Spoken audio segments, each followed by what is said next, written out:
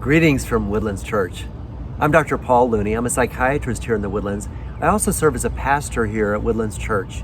I work alongside Shannon Thomas. She's a licensed professional counselor, very gifted at dealing with individuals and groups around a variety of issues. She oversees our prayer and care ministries, and together we co-lead a lay counseling ministry here.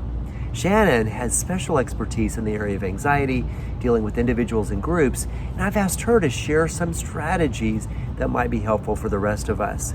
At a time like this, with coronavirus, there is so much uncertainty, so much chaos, so much up in the air that anxiety is going to be something that is at the door every day, knocking to try to get us derailed in our sense of peace and well-being. So Shannon, as you think about anxiety, especially at a time like this, what are some of the strategies that would help us to do better navigating anxiety at a time like this? Well, we know when we're feeling anxious, we get a lot of physical symptoms that come with that. Our heart rate increases, our breathing changes,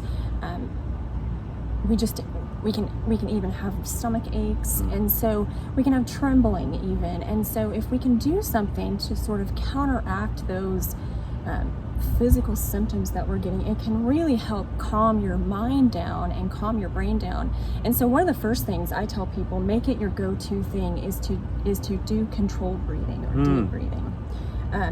Deep breathing, and a lot of times when we say take a deep breath, people will do like a chest breath and it comes from all up here. But when we talk about deep breathing, we really want to do a belly breath, abdominal breathing. And so the way I tell people to check it is to put your fingertips together and put those on your belly. When you inhale, you're going to inhale through your nose like you're smelling the soup. And when you exhale, you're going to blow out your mouth like you're blowing out a candle. And so when you inhale, then your fingertips should separate if you're doing belly breathing, okay? So you're going to inhale for 4 seconds, you're going to hold it 4 seconds, and then you're going to exhale for 4 seconds. And I call that 4 by 4 by 4 because it's easy to remember. Yes. And it's just one of those things I tell people, practice it when you're not feeling anxious, practice it at night before you're going to bed to just kind of relax yourself. And that way, when you are feeling anxious, when you start to feel those first signs of anxiety, then you know it's like, I need to kick in and do my breathing. But you've practiced it enough to where in that anxious moment, you're not thinking, I can't even breathe now. I don't even know which way I'm supposed to be breathing. Wow. And so you just have to practice it because then it becomes like muscle memory. I love that. Well, it occurs to me that the word for breath in Scripture is the same word for wind and the Spirit. And when God breathed his life into man, he breathed into his nostrils the breath of life. And so I think it's a cool way for us to reconnect with God through our breathing. Yes. Some people, I think, even believe that the Old Testament name for God, Yahweh, is actually a manifestation of the breath, Yahweh. That there's that in and out of breathing, that we breathe in his peace and release our anxieties. As a physician, what I know is that when, as Shannon says, your breathing speeds up when you get anxious, you tend to blow off carbon dioxide. And as your carbon dioxide level goes down, your anxiety goes up. And that's why breathing slowly or breathing into a paper bag can bring that carbon dioxide level back up and get you back to calm. So I love that breathing strategy, Shannon. What would you say is the next thing? So I think the next thing is really being conscious of what your thoughts are. In the mental health world, we talk about CBT, or cognitive behavioral therapy, and that really is the connection between our thoughts, our feelings, and our behavior. And so we know that we do have control over what we're focused on, what we're thinking about. And so when we can focus on the positive things, that can really decrease our anxiety as well. We really have to, the verse that talks about taking every thought captive, there's so much truth in that, and really being intentional about what you're focused on. You don't have to attach yourself to every thought that comes through your head. Good point. You can just you have that negative thought and it kind of goes in one ear and literally out the other. And so you don't have to attach yourself on it and focus on that, which creates a lot of anxiety. And that also is what kind of gets us on that hamster wheel I talk about, where you get on that hamster wheel and you're worrying about something and you're just ruminating on it, and it just increases the anxiety. So it's like, get off the hamster wheel, focus on something positive. Perfect. Well, I think that's so powerful, because most fear is irrational. And though a part of us may know it's irrational, the anxiety attached to the thought can really drive it further. And I love the idea of just noticing the thought and letting it go. Yeah. The other thing too I would say is engage your five senses. We know that when we are focused on the here and the now, we're being mindful of what's present right in front of us, then we can't be thinking about what might happen tomorrow or what might happen next month. Wow. And so when we bring ourselves back to the here and now, and we're focused on, I tell people, have a little toolbox put together with something that will engage each sense. You know, do you have a picture of your family that maybe brings you just a happy memory? Put that in a box. Yeah. You know, if you aromatherapy, if you have essential oils that you just like the smell of, or a candle that you like the scent of, have that ready to light up when you start to feel anxious.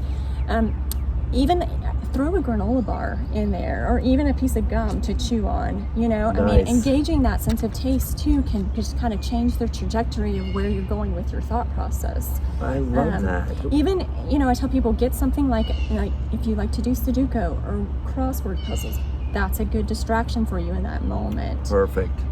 Well, the idea of engaging your five senses strikes me as a way to get you out of your head, which is where a lot of anxiety thrives and grows, and into your body, where you can be more centered and calm. I love those strategies. Yeah. The other thing, speaking of that, I also like to tell people about progressive muscle relaxation. Oh. And that is we know when we're anxious, there's a lot of tension that's building up in our body, in our muscle systems. Yeah. And so with progressive muscle relaxation, and there are a lot of things online that you can listen to, because I think it's a lot easier to use an audio and listen to somebody actually teaching you, walking you through the muscle groups. Yes. But it's basically tensing muscle groups, relaxing muscle groups, and then you're being very aware of that tension leaving your body. Ooh. And oftentimes people will, after I've done this with people, they'll say, oh my goodness, I feel like I could fall asleep right now. Wow. Because they really have released the stress in those moments, just going through that cycle of releasing every muscle group from the stress that they're feeling. Beautiful. I love that.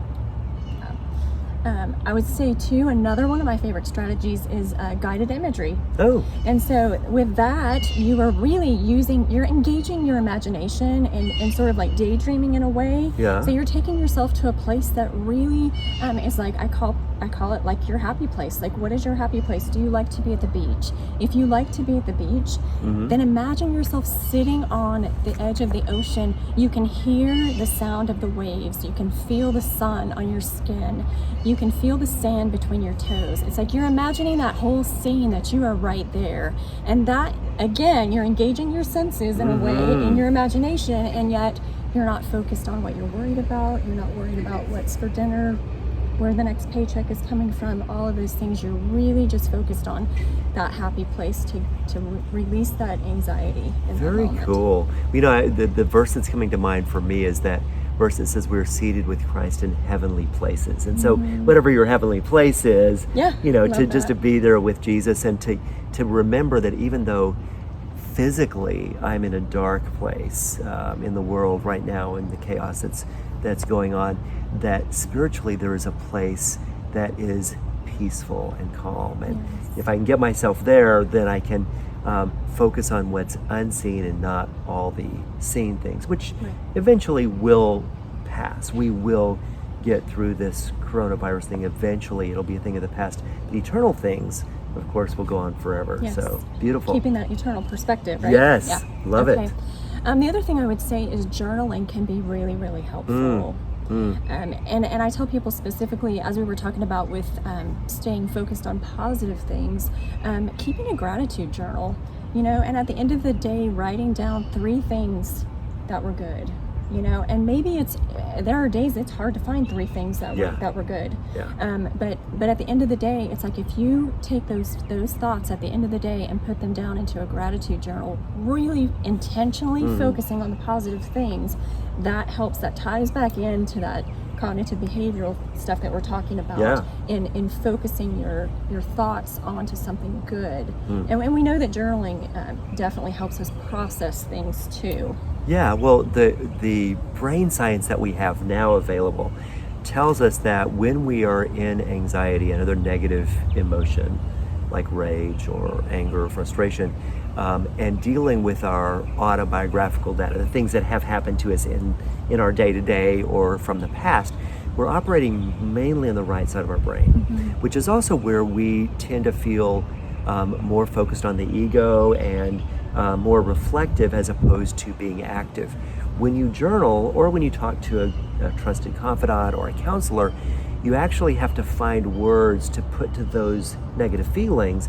And in order to do that, your brain has to access the left hemisphere, which is where language is. And so just the process of journaling forces you to move that information that's triggering you or making you anxious from the right side to the left side, which is where you can feel more positive feelings, you can be more objective, you can process things in a way that gives you the ability to determine what step you can take to get yourself back in a better place, rather than feeling like you're a victim of the circumstance. We don't have to live under the circumstances. When we process them, we can rise above them, which I think is so very cool. Yeah, absolutely. You mentioned gratitude too, and another thing about brain chemistry is that the neurotransmitters, the chemicals that are released when you focus on something you're thankful for, actually counteract the chemicals that cause anxiety.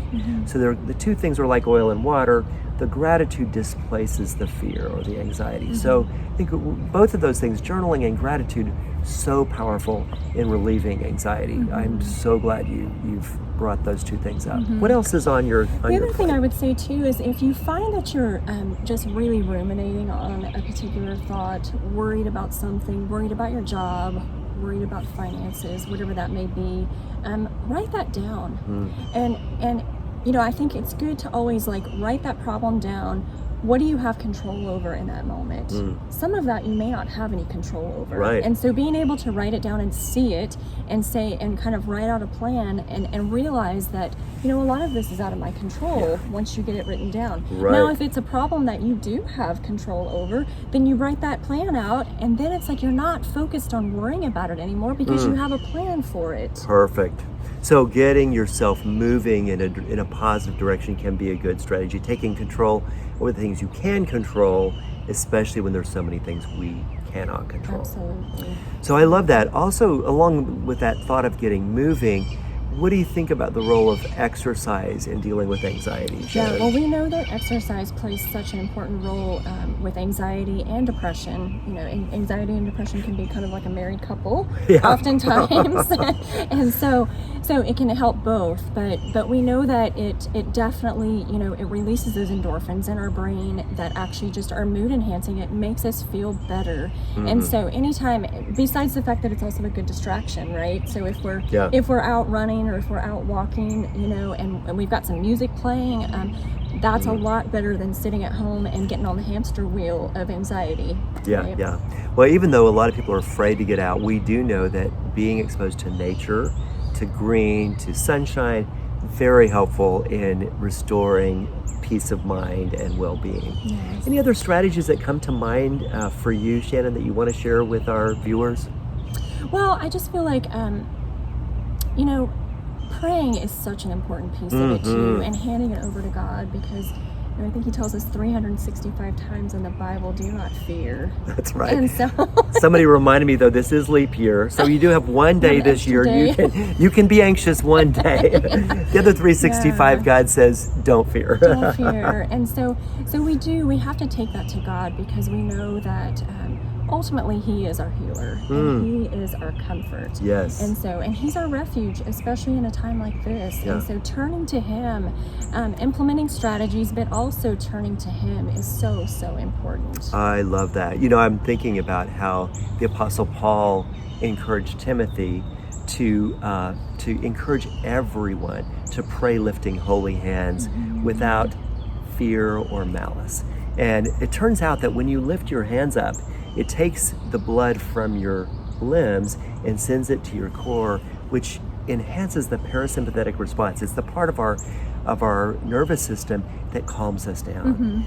Whereas the sympathetic is what revs us up for that fight or flight thing. Yep. So prayer by itself, of course, brings a calm, but lifting your hands in surrender, surrendering your fear, surrendering your lack of control, surrendering the future to God, can also be a way to get rid of any stress, any agitation, anger, or anxiety that you're dealing with.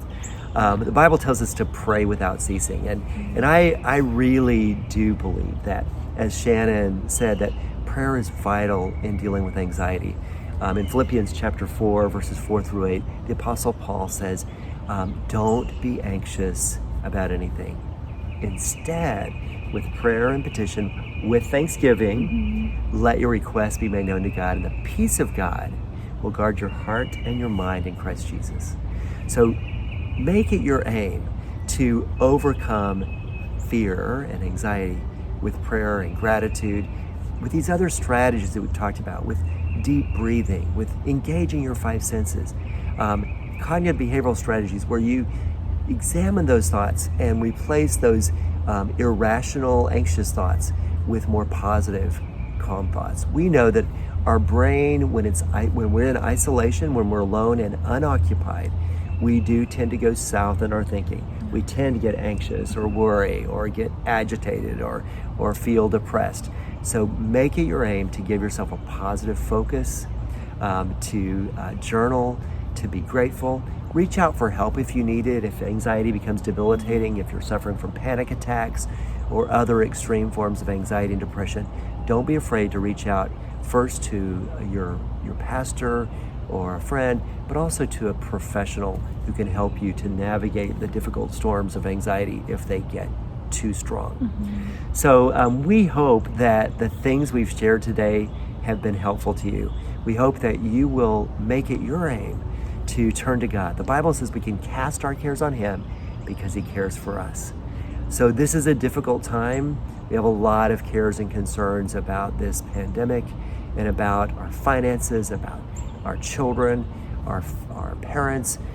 So we have a right to have that fear door open, but when it does, open the faith door and ask God to close that fear door, to put us back in a place of trust and peace with Him. We hope this has been a blessing. We'd love for you to join us at Woodlands Church online or in person as the times allow. And for Woodlands Church, God bless your day. Thank you so much, Shannon, for all your wisdom and helpful tips. Thanks, Paul. Bye. Thanks for joining us. Yes. Bye-bye.